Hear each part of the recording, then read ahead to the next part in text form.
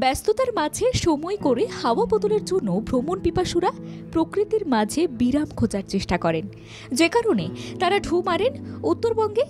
উত্তরবঙ্গের দার্জিলিংয়ের কাছে রয়েছে খুব ছোট্ট একটি গ্রাম, যার নাম মম্পং। অপরূপ প্রাকৃতিক শোভা দ্বারা বেষ্টিত এই গ্রাম, যার প্রাণভ্রমরা হল বহমান তিস্তা। মম্পংয়ে এসে আপনার মনে হতেই পারে বন্দিদশা থেকে মুক্ত হলেন।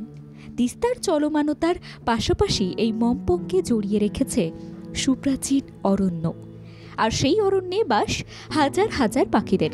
তবে শীতের মধ্যে এশিয়া এবং লাদাখ থেকে মম্পংয়ে উড়ে আসে বহু পরিযায়ী পাখিদের দল, যারা পাখি দেখতে ভালোবাসেন এবং যারা পাখিদের আওয়াজ পছন্দ করেন।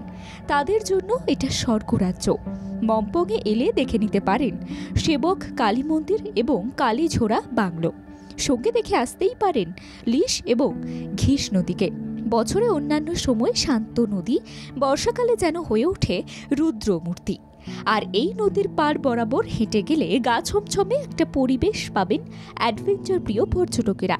মম্পংয়ের চাঁদনি রাত ভীষণ মায়াবী, নেশা ধরানো রাত। অরণ্য থেকে ভেসে আসে রাতের পাখিদের কলতান, সঙ্গে ঝিঝির আওয়াজ। চাঁদনি রাত হয়ে ওঠে মায়াবী মূর্ছনার। তবে যে হোমস্টেতেই থাকুন না কেন, সেখানকার জানালা দিয়ে দূরে চোখ রাখলে মনে হবে প্রবল হাওয়ার দাপটে নুয়ে যাওয়া গাছেদের নিবিড় আলিঙ্গন।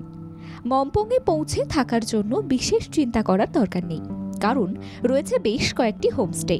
শিলিগুড়ি পৌঁছানোর পর সেখান থেকে গাড়িতে 1 ঘন্টা সময় লাগবে মম্পংয়ে পৌঁছাতে। ব্যুরো রিপোর্ট, বাংলা জাগো।